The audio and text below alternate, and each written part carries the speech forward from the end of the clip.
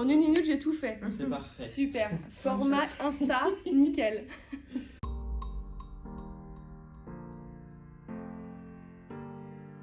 Alors, je m'appelle Élodie Lobjoie, je suis danseuse à la base et artiste aérienne. Alors oui, j'ai commencé la danse classique à 6 ans. J'ai rapidement fait des concours de danse. Alors j'étais dans une petite école de campagne. Ma professeure a dû voir un certain potentiel, donc j'ai commencé des concours. Le fait d'être toute seule sur scène et de devoir travailler une chorégraphie avec de la répétition encore et encore pour acquérir encore plus de fluidité, plus de mouvement, plus d'expression, tout ça, c'était un peu un exutoire en fait. C'est devenu, je pense, ma première façon de m'exprimer au final, le mouvement. Plus facile que la parole à cet âge-là, pour moi. Donc voilà, j'ai suivi dans cette école de danse pendant 5 ou 6 ans. Je suis ensuite rentrée au conservatoire de Bourges quand j'avais 12 ans. Hélas, je n'étais pas en danse-études. Donc je faisais 8h, 17h l'école et puis 18h, 21h la danse tous les jours. Je sais pas comment je faisais à cette époque-là, parce que tout ça jusqu'en terminale. Au bac, l'idée fixe c'était toujours là, de vouloir absolument être sur scène et m'exprimer sur scène. Donc je suis partie à Athènes dans une compagnie néoclassique dirigée par Daniel Lomel, qui est l'ancien co-directeur des ballets de Béjart, que j'avais eu en tant que professeur quand j'avais 12 ans au conservatoire, qui m'a prise dans sa compagnie pendant 2 ans. Ça a été une très belle expérience humaine et artistique. Parce que j'ai été entourée de gens qui étaient plus âgés que moi, donc je pouvais beaucoup me nourrir. Un chorégraphe aussi c'est quelqu'un de très intéressant et très enrichissant à plein de niveaux.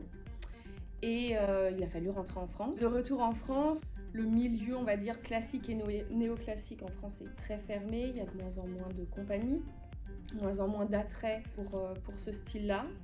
C'est moins à la mode. Donc à part les grandes compagnies comme l'Opéra de Paris, de Bordeaux, de Toulouse, quelques-unes quand même, mais peu au final vu tout le nombre qu'on est. C'était un petit peu difficile de trouver du travail dans cette branche. Et j'ai eu une proposition en tant que meneuse de revue à l'Ange Bleu à Bordeaux, qui n'était à la base pas du tout la ligne directive que j'avais envie de prendre. Et je me suis dit bon, pourquoi pas, on va tester. Et puis donc j'ai commencé à apprendre le musical un peu sur le tas, on va dire, en tant que meneuse pendant 1 an dans la revue Chimère à l'Ange Bleu. C'était une belle expérience, c'est une très grande scène avec, je crois qu'il y a 1200 places. Une première expérience en musical, c'était très intéressant. Et puis je me suis dit, quitte à faire du musical, c'est pas mon premier choix de cœur, autant aller taper le max. Donc j'ai passé l'audition au Crazy Horse à Paris où donc j'ai été prise. Donc j'ai commencé à travailler au Crazy Horse. Ils m'ont rapidement donné un solo.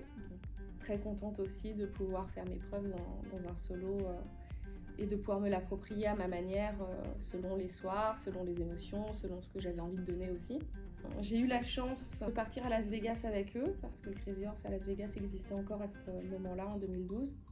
Donc j'ai fait la fin du Crazy Horse à Las Vegas. C'était une très très belle expérience aussi, très enrichissante. Donc un petit peu dur de revenir en France aussi, dans la mentalité, dans les choix artistiques, parce que aux États-Unis, il n'y a pas de limite, mais c'est ce qui fait le spectacle aussi. J'ai continué à danser au Crazy Horse à Paris, même si je m'y plaisais moins, on va dire, suite à justement cette belle expérience que j'avais eue. Donc j'ai passé mon diplôme d'état de professeur de danse classique en parallèle, que j'ai obtenu, donc je suis professeur diplômée d'état de danse classique. Après mes 2 ans et demi au Crazy Horse, j'ai commencé justement à m'intéresser aux disciplines aériennes, parce que j'avais vu à Vegas le Cirque du Soleil forcément, et parler avec beaucoup d'artistes. Je m'étais fait un peu une fausse croyance de me dire si on ne commence pas le cirque à 5 ans, comme en Chine, on ne fera jamais rien. Une fausse idée. Surtout avec un passif de danseuse avant, et ça n'a pas été évident, c'est sûr, c'est beaucoup de travail, beaucoup de rigueur. Voilà, j'ai commencé à prendre des cours et je suis prise au jeu, et puis je me suis rendu compte que j'étais complètement capable de monter des numéros. Donc de fil en aiguille, je continue quand même ma carrière de danseuse où je fais encore de temps en temps des contrats à l'Opéra Bastille sur des opéras par exemple. J'ai fait 1 an de contrat au Paradis Latin en tant que danseuse aussi. Et puis voilà, un petit peu des contrats à droite à gauche, ce qui peut venir. Et donc j'ai commencé en 2015 à être sur scène avec du tissu aérien. Ma première discipline avec le trapèze fixe, mais c'est pas le genre de choses qu'on demande trop en spectacle. J'ai commencé à créer mes numéros, à monter sur scène en attraction dans des cabarets. Dans un premier temps en province. J'y joue de temps en temps à Paris, au César Palace qui est juste à côté à Montparnasse, au cerceau aérien aussi. Un peu de cordelis également.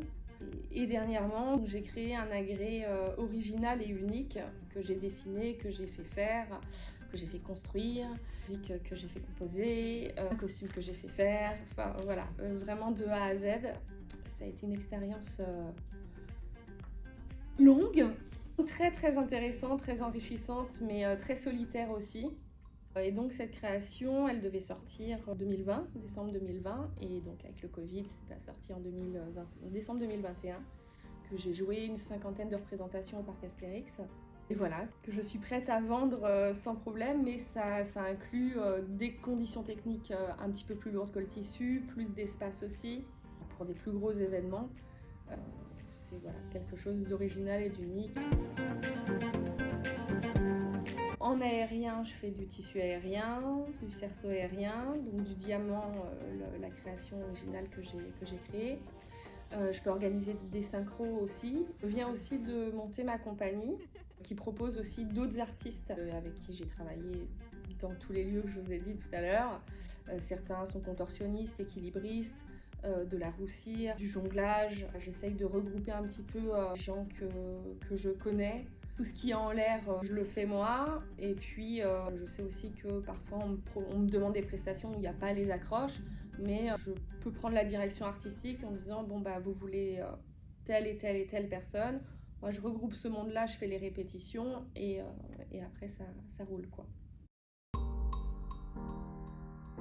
Que c'est beaucoup de travail en amont, c'est même le travail d'une vie pour le coup, on travaille avec notre corps depuis qu'on a 6 ans. C'est une passion, donc c'est une chance que ce soit une passion, mais c'est aussi un travail qui est extrêmement dur parce que c'est beaucoup de remise en question. On n'a pas de patron qui nous dit le matin « lève-toi à 8h, tu dois être à 9h à l'entraînement ». Tout ça, ça doit venir de l'intérieur, donc de la motivation personnelle, de rien lâcher parce que en fait, si pendant 3 semaines on dit « oh non, la flemme », la flemme, on la paye très très vite. Donc c'est un métier qui est magnifique, c'est beaucoup de passion, c'est donné aussi aux gens. Et en contrepartie, c'est aussi beaucoup de doutes, de remise en question, de motivation personnelle et tout ça qui doit se générer tout seul. Donc beaucoup de travail qu'on ne voit pas pendant la prestation. Et souvent on me dit, des fois au niveau des tarifs notamment, mais c'est que 5 minutes. Oui, c'est que 5 minutes. Je m'entraîne au moins une douzaine, voire une quinzaine d'heures par semaine. Il y a aussi toutes les recherches musicales, toute la recherche chorégraphique, les recherches de costumes. Voilà, tout ça, ça fait aussi partie du travail qui certes ne dure que quelques minutes en spectacle, mais qui est un travail de longue haleine très passionnant. Vegas, ça a été vraiment une découverte, j'étais assez jeune. Donc ça a été vraiment beaucoup de paillettes, de découvertes, d'échanges. L'envers du décor à Vegas, c'est assez énorme. Quand on va au Cirque du Soleil et qu'on découvre toute la scène et les backstage derrière, on se dit wow. On comprend pourquoi, ce qui fait aussi un grand spectacle. J'étais au MGM, juste en face de la salle de spectacle de David Copperfield. Bon, pareil, quand on voit les deux côtés de la scène, on se dit on comprend ce que c'est vraiment le spectacle et quels moyens il faut mettre pour avoir vraiment l'effet waouh, quoi. Plein. Beaucoup de gens m'inspirent et en même temps beaucoup de gens non. Si j'ai une inspiration un peu du moment, qui n'est pas vraiment du moment puisque elle était sur scène quand j'ai commencé moi la danse, c'est Sylvie Guilhem.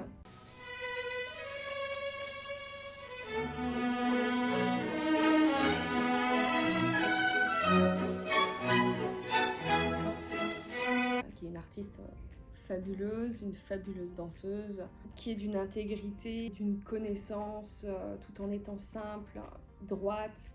Voilà, c'est des gens comme ça qui m'inspirent énormément, qui sait parler des émotions, qui sait se remettre en question, qui sait aussi écouter, mais qui sait aussi dire non. Ce genre de personne qui sait où elle veut aller, peu importe le coût que ça peut avoir derrière, mais d'être intègre sur ce qu'on a envie et de rester un peu sur ses positions aussi. Ça peut paraître peut-être un peu rigide pour certaines personnes, mais ça fait partie de donner une valeur à son travail. Et c'est cette valeur et c'est pas une autre. Et puis si c'est pas ok pour vous, c'est pas ok, mais ça ne correspond pas. Exactement. Forcément ma dernière créa parce que elle est vraiment c'est un agrès qui n'existe pas, qui est complètement original, qui aussi a une histoire. Je suis partie d'un diamant parce que j'aime l'objet et la forme, mais il y a aussi cette idée un peu comme le caractère des gens ou d'un enfant quand il naît et qui va être façonné au fur et à mesure du temps qui passe, de la vie, des rencontres. Et mon numéro se façonne aussi au fur et à mesure de l'évolution. Donc j'ai voulu garder cette idée de tout être humain qui, au fur et à mesure de la vie, se façonne de plein de manières différentes et où on a plein de facettes différentes, parfois même qu'on ne connaît pas, mais qu'on découvre au fur et à mesure, au final qui est éternel. Le néoclassique, mais parce que c'est mon premier amour. Maintenant, j'aime énormément avoir bougé les styles beaucoup plus hip-hop, mais parce que c'est tellement un peu à l'opposé de moi, que c'est des choses qui groovent et que j'aimerais pouvoir faire, mais je vois que dans mon corps, il y a un truc qui se dit non mais ça fait beaucoup trop longtemps que tu es un peu dans cette rigidité du classique.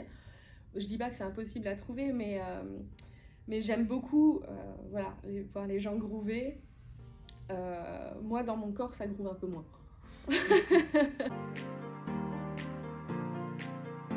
Oui, je pense que si je l'ai plus, je ferai autre chose. Parce que le track, c'est quelque chose pour moi, quand je vais être en représentation, ce mot-là, représentation, je suis plus vraiment d'accord avec, dans le sens où j'ai plus vraiment cet ego de je vais me montrer. Ça l'a été au début de ma carrière énormément. Maintenant, la représentation, je la vois aussi encore plus d'ailleurs comme un partage et comme un devoir. Je dois quelque chose, ma représentation pour moi doit faire naître quelque chose chez les gens, alors qu'ils aiment ou qu'ils aiment pas. Même s'ils aiment pas, c'est cool, il y a eu un truc de ah non, moi ça m'a fait penser à ça, ou pas de problème. Mais de faire naître quelque chose. Et bien sûr, à chaque fois, j'ai cette remise en question de qu'est-ce que je veux faire passer, comment est le public, de concentration aussi, le track aussi, surtout en l'air, parce que quand on est à 6-7 mètres, malgré tout, même si on a un petit peu l'habitude, c'est quand même là. Je pense que c'est quelque chose, en tout cas, moi qui m'anime. Aussi d'autres cordes à mon arc, donc je sais que si demain j'ai plus cette foi-là d'avoir envie de monter sur scène, d'avoir envie de faire plaisir, d'avoir envie de partager, je pense que pour moi ça sera le temps de faire autre chose. J'imagine difficilement le faire juste comme un job, alors que ça a été toute ma vie ma passion.